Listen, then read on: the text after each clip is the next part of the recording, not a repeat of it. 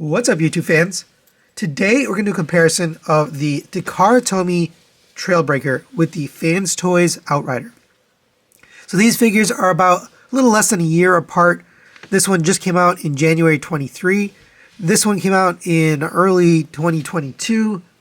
So, but a little less than a year. And when I got this guy, I was kind of like, I never need another Trailbreaker.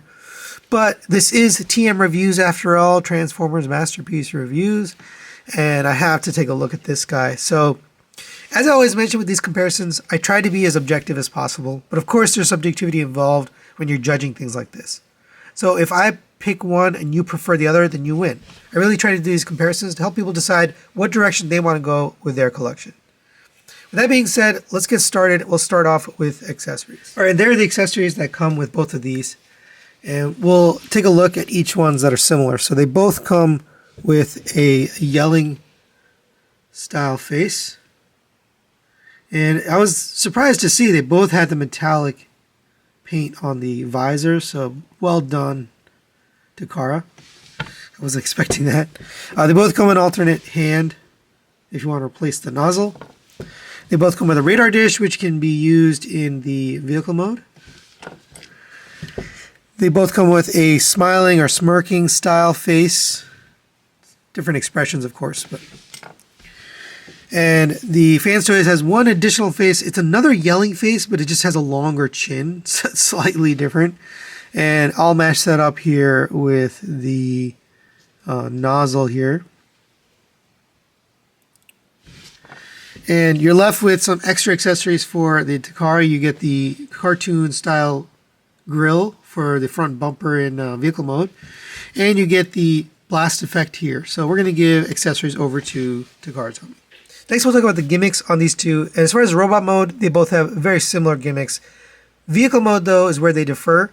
They both have opening doors, but the Takara version you can actually fit a character from MP-44 or the smaller Spike from MP-10 inside there. It doesn't fit well, but you can stuff it in there. But the better feature is the hood can open here, and you can have the hidden or shown displayed rear view mirrors, and there's engine detail inside there. So just because of that alone, I'm going to give gimmicks over to Takara Tomy. Right now, let's talk about the cartoon accuracy and sculpt. So in order to do that, we'll put the G1 image there so you can take a look for yourself. And looking back at this, I was kind of surprised. I was really impressed how close FansToys was with the look of this figure. And what they always are really good at is the sculpt. They really have a nice sculpt on this figure, but what they sacrifice is the toon look. Now, this one is toon like almost too far. The face is actually kind of a little bit derpy, and I almost feel like FansToys' face kind of looks more like that image I have up on the screen. But when you come to the side here, this is kind of where Takara, even though it's ugly, it's actually accurate. So you see how the chest slopes backwards and the FansToys slopes forward, slopes downward this way, where this one's going up this way. This is actually accurate to the cartoon. That's how he looks. He's supposed to look like he has a gut, right? His beer gut. But one thing I wanted to show you, which T-Man978 actually pointed out to me, is if you engage his ab crunch and then you reverse the hip joints here, you can actually get it to be straight. So you can have this less of a gut, right? You can kind of have it angled because you have this hip thrust.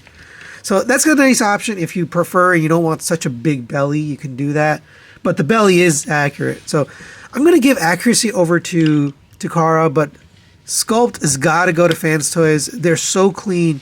There's none of this, holes and gaps and windows sticking out. The car, you can actually see right through the figure right here.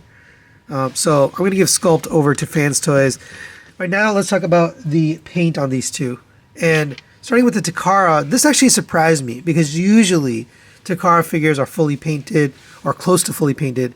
This time they painted the head, the neck area here, the front of the chest, this whole chest, the red on the knees, and then the silver or gray here on the front of the shins. And there's a little bit of gray paint here on the edge of his sleeve. but the rest of it is unpainted. So this from the shoulder down to the wrist is unpainted. The hands unpainted.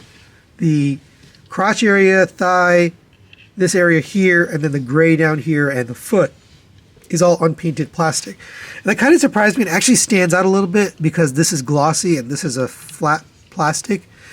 So it tends to stand out. With the FansToys, as usual, 100% fully painted, and the paint is done immaculately. It's very well done. So we're going to give it to FansToys. Now let's talk about the build quality of these two. And again, Takara tends to use thinner plastics, lighter plastics. There was no die cast in this figure, if you're curious. Now, die cast alone doesn't make a build quality, but FansToys, where they use the die cast and the way it's built and engineered, you really get a sense that this is a premium build on this figure. Some of the things that are just kind of not so premium are the doors, very thin plastics, the hood, the overall chest area and the back area are very thin and kind of panely. Now, it doesn't break, right? I've transformed this several times. It doesn't feel like it's going to break, but overall, the feel of it and the build quality isn't there. So we'll get build over to fans. Let's talk about the articulation. In order that we'll articulate each figure individually so you can see how they work. For Takara, the head is on a ball joint, goes back to there, down to there, a little bit of side to side, not much, and then a rotation around. These can rotate forward and back on this hinge, and then forward and back on the top hinge on both of these. The shoulders can rotate all the way around on this joint. You can go up to here on a ratchet joint and then down. Now, T-Man, again, shout out to him, told me there is a joint here. It actually rotates on this screw. I have not been able to get that engaged. Mine is totally stuck, but apparently this shoulder will rotate all the way up beyond just this joint here. It will rotate on this pivot, but mine are completely stuck and I don't want to break it. So I can't count that as articulation if it requires me to push it past its point. Continuing on, you have a rotation at the elbow. Single jointed elbow gets you a little past 90 degrees. You have a rotation at the wrist, in and out movement at the wrist, and then individually articulated thumb and pointer finger, and the other fingers are together, but they have two hinges, and you can make a pointer finger with this. And you have a butterfly joint. I don't want to forget about that. You have a rotation at the waist. Ab crunch gets you down to there. The legs, the hip skirt actually moves with the hip, and then there's a little extra out of this hip as you get it higher, so you just get a little past the 90-degree point. Backwards, not much. Out to the side, that's friction. Rotation at the thigh. Single jointed knee gets you a little past 90 degrees, up to there. Ankle tilts, both directions, pivot back and forth, and then a toe tilt on the leg. For the FansToys, you get the head on a rotating swivel. So, rotates around, goes down to there, up to there. You get a little bit of side to side out of this. Not a lot, but about the same as this guy. These are pivot on this joint here, and they can move forward, back and forward. Same on this one. The shoulders rotate all the way around. There's a little bit of a hindrance here with these rear view mirrors, so just to make sure those are out of the way. And then up to there on that shoulder joint. And like I mentioned, the rear view mirror does hinder him a little bit. You have a rotation at the bicep. Single joint elbow gets you past 90 degrees, about the same as this guy. Rotation at the wrist, individually articulated fingers.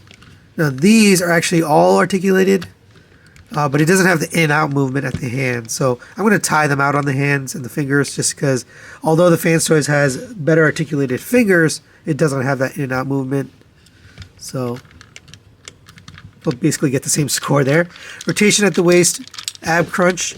This one gets you pretty far, but here you go. Legs rotate up to there. So they also have the gimmick where the hip skirt is moving with the leg and you get past the 90-degree point, which is nice. Back to there. Not very far. Out to the side. Friction, rotation at the thigh. Single jointed knee gets you past 90 degrees. Ankle tilt in both directions. Pivot back and forth. And if you undo this, you can get a toe tilt down. So they are very, very close on their articulation. But because of the butterfly joints here on the Takara, which we don't have on the FansToys, we're going to give it to Takara Tomy. Next, we'll talk about the transformation and engineering. And I had the privilege of transforming both of these figures for this comparison. And I have to tell you, they're both really fun. FansToys, this is one of the best figures, and actually it made my top 3 list of 2022. And one of the reasons it did is because it's so much fun and it's so simple, yet it's so effective. The Takara is also a fun and simple transformation. I learned it in one go, and I filmed that transformation in one take. So that says that it's pretty easy. So I'm going to give them a tie-in transformation. Neither of them are really challenging or annoying to do. They're both very similar. And actually the design is kind of similar when it comes to the legs folding into the body of the truck. When it comes to engineering, though, I've got to give it to FansToys. They were able to get it so clean on all sides. They don't have any of the kibble hanging out here, especially right here. That engineering, what they were able to do here is just genius. I love how they handled that. And then the back as well, it's just such a clean backpack. Even the legs, everything is kind of clean overall. So we'll give engineering over to FansToys. All right, and there they are in their alt modes. And I was actually kind of surprised. FansToys did a pretty good job on their vehicle mode. I really thought the Takara one was just going to blow it away, but they're really close. So they both have the translucent blue glass. They both have the chrome grille. The Takara, you can swap out the grille for the cartoon look grille, but I prefer this one. They both have the rearview mirrors. Takara went with the mirrors on the front, whereas FansToys went in here. I think this one's more accurate to the actual vehicle, to Toyota. They both have the 3 stripes on the side. Trailbreaker's signature look. They both have the wheels on the FansToys are chromed, whereas on Takara it's just silver paint, and then the tires are just plastic, whereas these are rubber. I kind of like the more premium feel. They both have opening doors. The FansToys one is a little bit harder to open, so you get a spudger or something to get in there, but you can't open the door. There's nothing really to see in there. It's filled with parts. The Takara one also is filled with parts, but you can kind of squeeze a figure in there if you want to. It's just not a great looking interior. Going to the back, they both have the tail lights. These are painted. These are translucent red. The Takara went with the translucent glass, whereas FansToys had to paint their rear glass because obviously it's part of transformation. So I really do. I prefer the wheels and the rubber tires on the FansToys, and I do like the look of the vehicle. But they have the engine detail here on the front, which I don't think FansToys doesn't have opening hood at all. So not only does the hood open, but you have the engine detail. You can swap out this grille if you prefer to have the cartoon look. All right, next we'll talk about the cost on these 2 figures. And as I always mention, I use the US retail prices.